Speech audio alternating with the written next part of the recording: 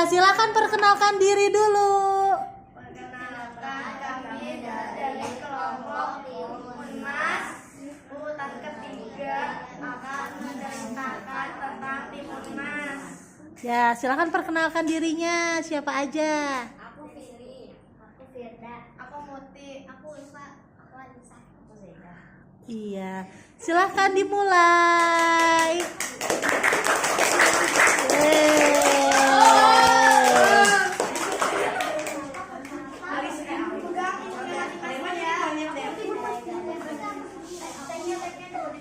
Adegan pertama. Aku kan di sini geser.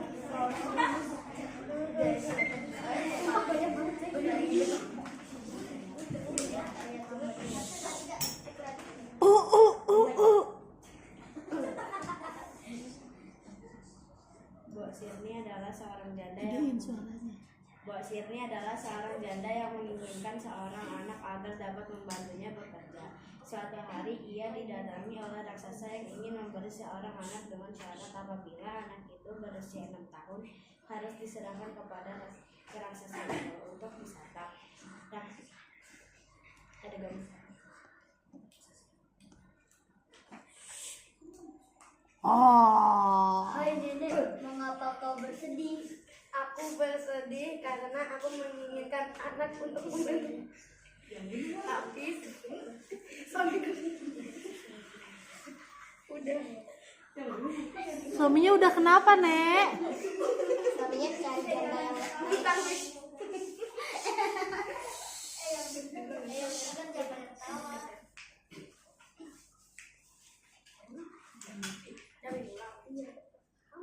Aku bersedih karena aku menginginkan anak untuk membantu bekerja, tapi suamiku sudah tiada. Aku akan memberikan biji mentimun yang berisi bayi, tapi saat dia berusia 6 tahun, kau harus memberikannya untuk kusantap.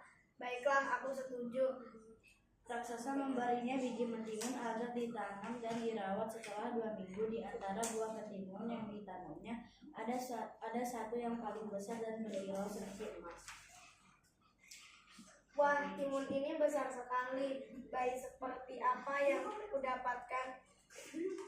Mbok Sirni pun membelah timun itu. Raksasanya turun.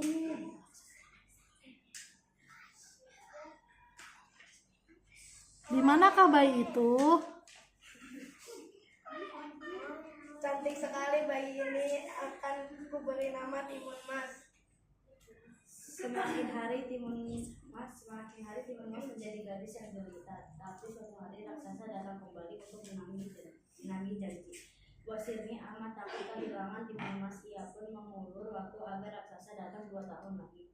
Karena semakin dewasa semakin enak untuk disantap. Raksasa itu pun setuju. Hai nenek tua, aku datang untuk menagih janjimu. Tetapi Timunmas masih terlalu kecil. Bolehkah aku mengulur waktu 2 tahun lagi supaya Timunmas semakin dewasa? Semakin dewasa maka semakin enak disantap. Kata Mbok Sirni sambil ketakutan. Baiklah, aku setuju. Mbok Sirni semakin sayang pada Timun Mas. Setiap kali ia teringat akan janjinya, hatinya menjadi cemas dan sedih. Suatu malam Mbok Sirni bermimpi agar anaknya selamat. Ia harus menemui petapa di Gunung Gundul, bermimpi agar di Gunung Gundul dan akhirnya pergi di pagi hari.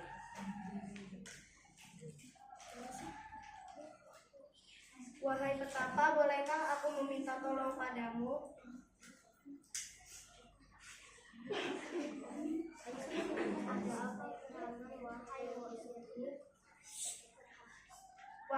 Wahai petapa, aku memiliki seorang anak dari raksasa dan dia datang untuk meminta anak itu kembali untuk disantap.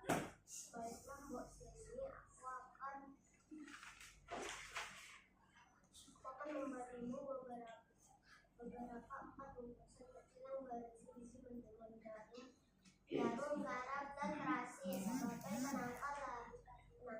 Larilah kamu bersama Timunmas dan lemparlah benda-benda itu ke arah raksasa, maka kamu akan selamat dari kejaran raksasa.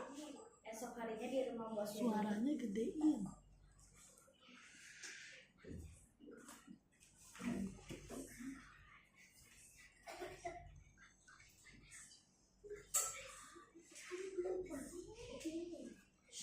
Bu Sirni, di mana makananku? Raksasa marah karena tidak menemukan Bos Firly dan Timun Mas. Kemudian dia mengejar Timun Mas dan Bos Firly. Mana Timun Mas?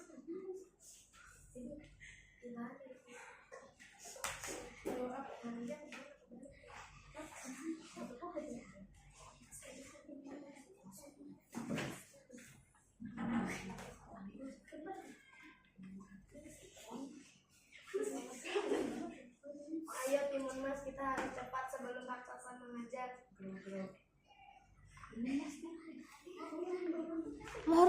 Lari. Aku capek sekali, Mbok. Aku capek sekali, Mbok. Aku capek berlari. Growl.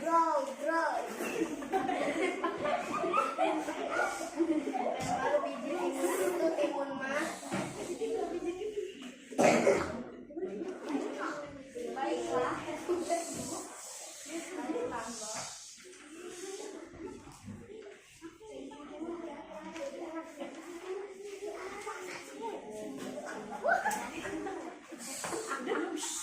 Wah, apa yang dilempar oleh Timun Mas? Biji timun. Berubah jadi apa ya? Setelah biji timun dilempar, malah berubah menjadi ladang timun dan dimakan oleh raksasa dan menjadikannya lebih besar. Wow, raksasanya lebih besar. Ayo lari lagi Timun Mas. Baik, Nek.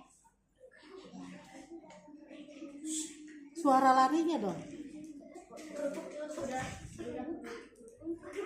Lempar lagi barang berikutnya. Baik, Nek. Aku akan melempar jarum. Seketika jarum yang dilempar oleh Timun Mas berubah menjadi batu kapur yang mengering. Aduh, sakit sekali kakiku terkena bambu-bambu ini. Raksasa tetap mengejar Timun Mas walau dengan kaki yang berdarah-darah. Ya Allah, mengapa raksasa itu tidak berhenti mengejar? Timun Mas, ayo lempar lagi. Baik, Mbok, aku akan melempar garam. Seketika garam yang dilempar berubah menjadi lautan.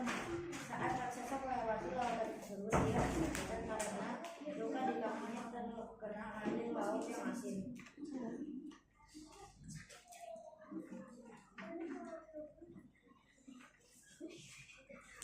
Yang benar apa? Naikin. Nah, iya, pintar. Sakit sekali. Alhamdulillah, raksasa kesakitan dan tidak mengejar kita. Tunggu dulu Timun, lihat itu raksasa berhasil melewati laut. Kita harus kabur dan berlari lagi. Baik, Mbok.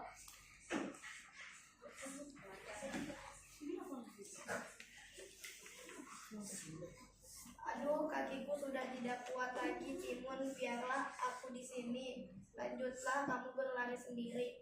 Tenang, Mbok, kita masih punya barang terakhir yang bisa dilempar, yaitu terasi. Timun Mas pun melempar terasi yang berubah menjadi lautan lumpur. Raksasa pun tenggelam di lautan terasi yang mendidih. Dan akhirnya Timun Mas dan Bos Firly hidup bahagia. Wah, suara dia meninggal dong, si raksasanya.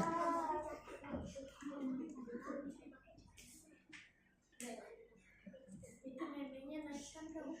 Neneknya selamat, Bis. Alhamdulillah dong. Alhamdulillah. Ya,